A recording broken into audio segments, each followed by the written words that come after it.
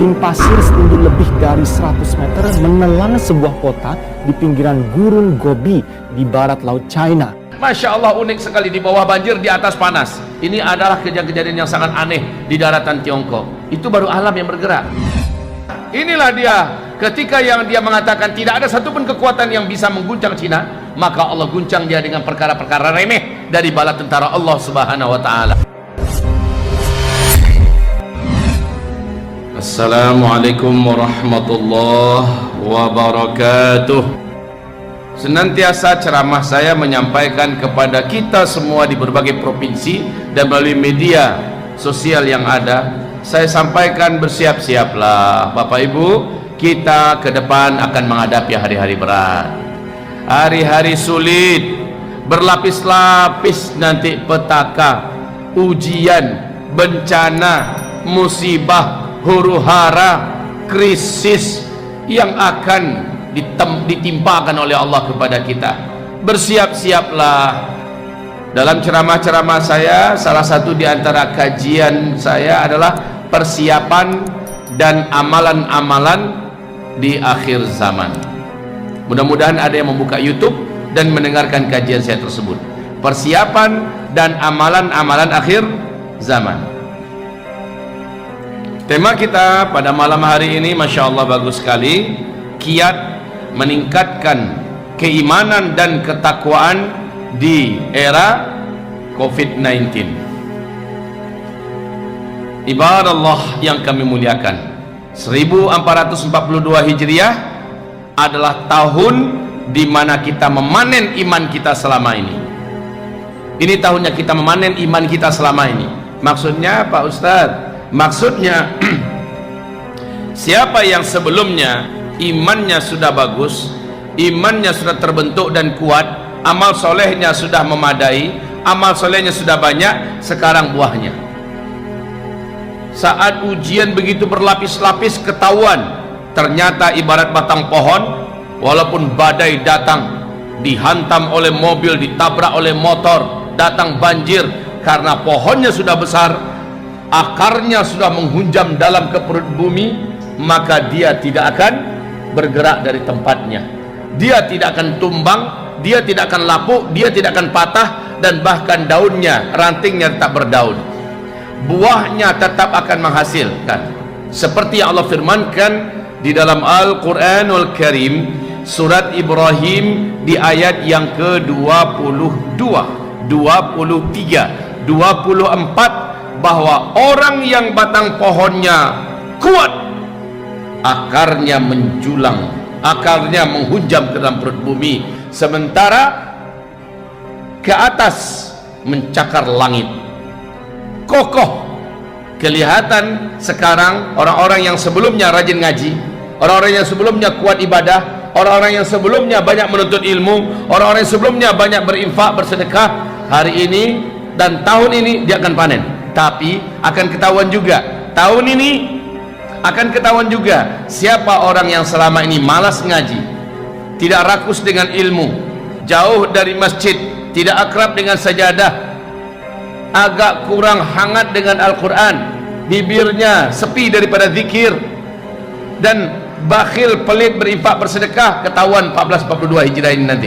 Lihat saja Pak, akan banyak yang goyang, tidak sanggup lagi bertahan sampai pagi beriman, karena hebatnya tekanan dan ujian. Sorenya dia sudah hilang dari imannya. Sorenya ada iman, saking hebatnya ujian dan tempaan, di besok paginya dia sudah kehilangan imannya.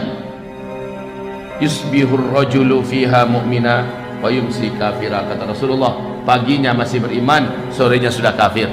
Yumsi mu'mina wa yusbihu kafira. Pada masa itu kata Rasulullah, sorenya masih ada iman, besok paginya sudah kafir. Saking dahsyatnya ujian yang dihadapi oleh umat ini di akhir zaman. Ibarat Allah yang kami muliakan, Oktober 2019, Presiden Republik Rakyat Tiongkok, siapa namanya Pak? Xi Jinping,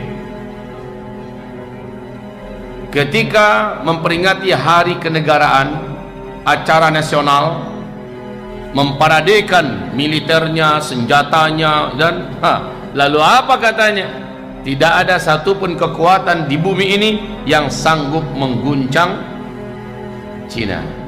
Ini pernyataan penuh dengan kesombongan, kakak beradiklah dengan pernyataan Firaun, ana rabbukumul a'la, tidak ada yang sanggup melebihi saya, tidak ada yang lebih hebat dari saya, lebih kuat dari saya, lebih terhormat dari saya, ana rabbukumul a'la. Dan Allah hinakan si Firaun.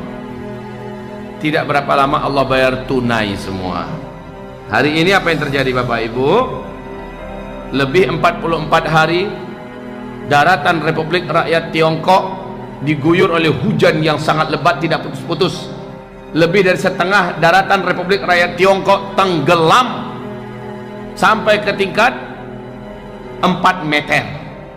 Tiap hari kita bisa mengikuti berita-beritanya betapa mengerikan kondisi sekarang. Bukan hanya banjir, gempa juga, longsor juga, gunung meletus juga.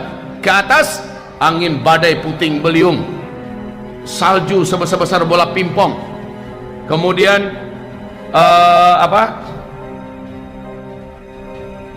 storm yang sangat mengerikan, kebakaran, Masya Allah, unik sekali, di bawah banjir, di atas panas. Ini adalah kejadian-kejadian yang sangat aneh di daratan Tiongkok. Itu baru alam yang bergerak, belum lagi daripada pasukan Allah yang bernama virus.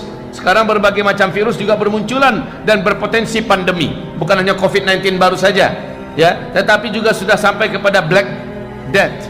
Ini juga sudah muncul penyakit virus yang dulu pernah menghabiskan 50 juta warga Eropa, muncul di Mongolia, Cina hari ini.